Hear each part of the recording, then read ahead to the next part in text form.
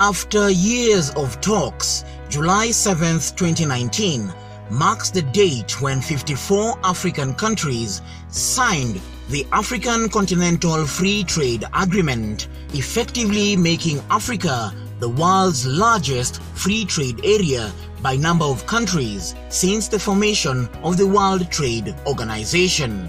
The goal of this was to establish a single continent-wide market for goods and services across 54 countries, allowing the free trade of movement of business travelers and investments and spur economic growth and development, similar to how the European Union created a single market out of many different individual states.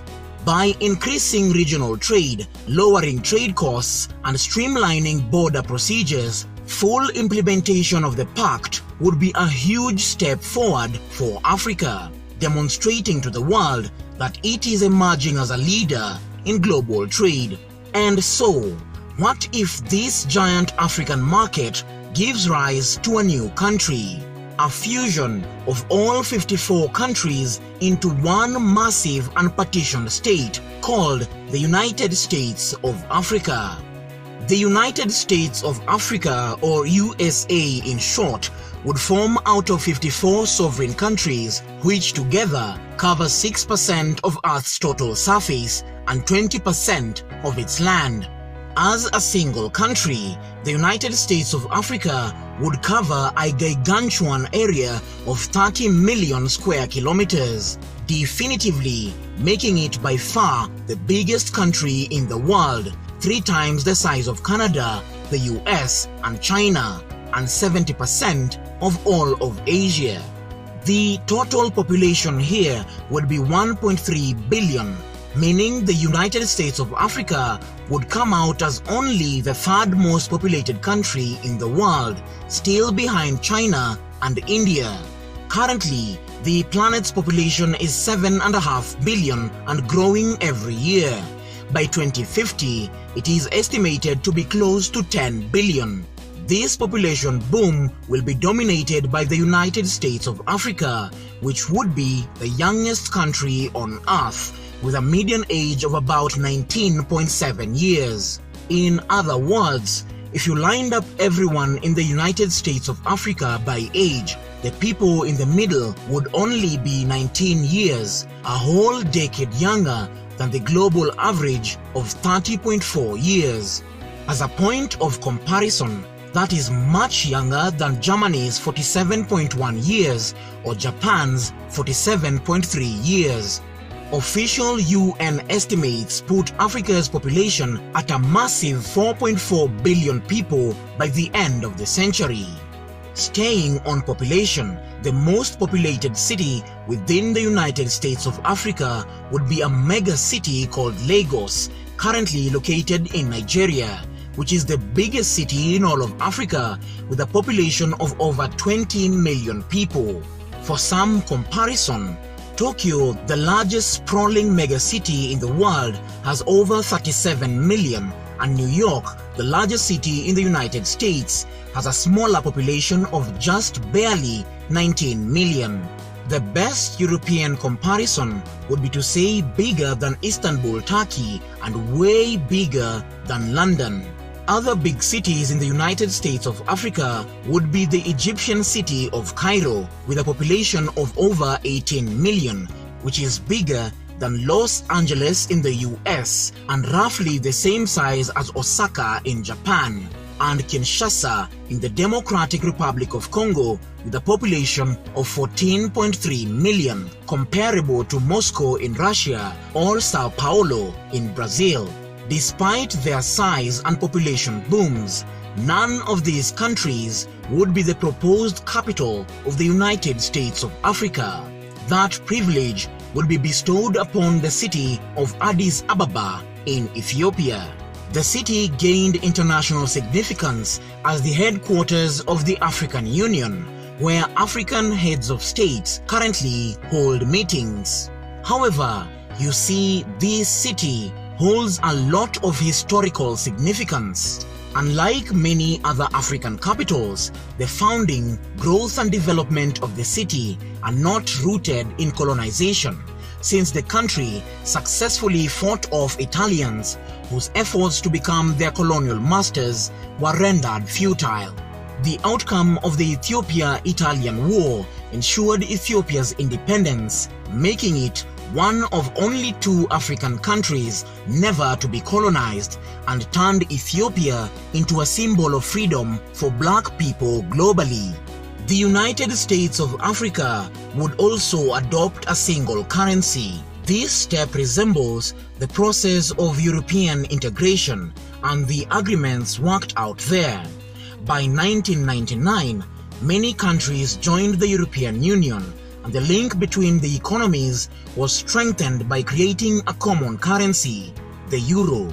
Similarly, Africa's single currency would facilitate trade, lower transaction costs, and facilitate payments for a combined economy with a gross domestic product of 2.5 trillion US dollars. This would make it only the 7th largest economy in the world, barely beating out Brazil's economy, but remain behind those of France, United Kingdom, India, and Germany.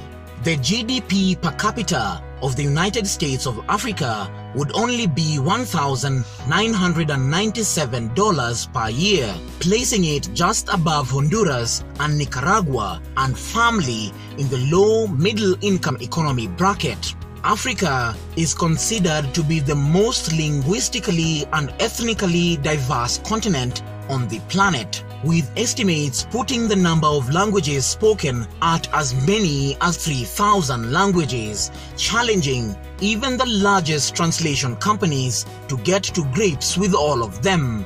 The most common languages are Arabic, spoken by about 17% of the population, mostly in North Africa, Swahili by about 10%, Berber by 5%, and Hausa by another 5%. English, French, and Portuguese are very common, where English is understood by 13% of the population, French close behind at 11.5%, and Portuguese by 3%. This extreme diversity could be a challenge for a united Africa if it did in fact unite, and could potentially pose a greater threat to a sustained unity when considering the viability of a potential united country. Religion is always a major aspect, and for many parts of the world, a dominant religion is necessary for peace and unification. Christians and Muslims would be almost perfectly divided, with each faith claiming about 47% of the continent's population. Traditional African religions would represent about 5% of the population. Christians and Muslims have a long history of conflict with each other, and as a result, countries that have significant numbers of both Christians and Muslims have a greater difficulty in maintaining peace and unity. Take a look at this map showing the ratio of Christians to Muslims in Africa.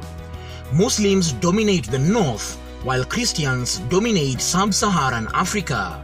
Conflicts that have a religious dimension are becoming more common worldwide, and Africa is no exception. However, religion is only one aspect of these conflicts.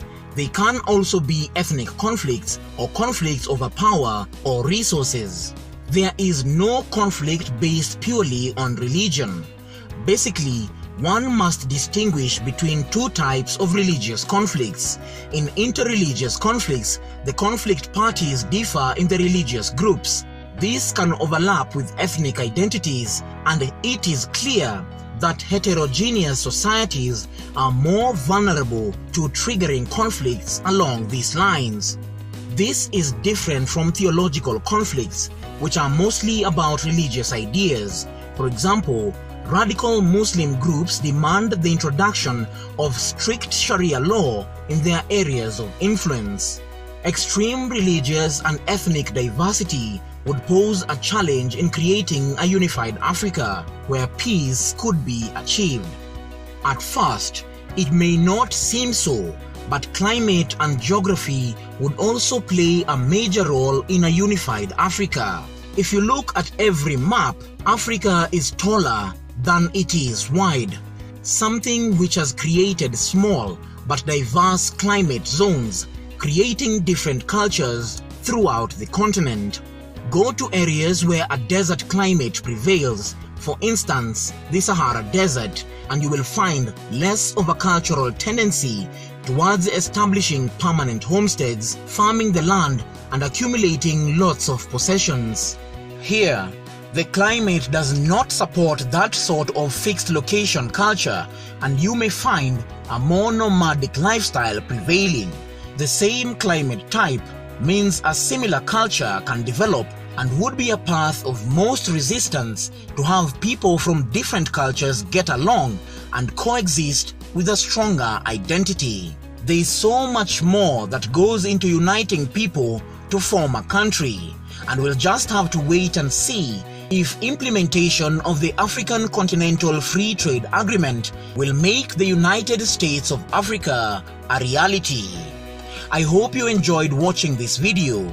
Please subscribe if you did, and give me a like if you want to see more videos like this. I'll see you in 1 week with another Reason Africa video.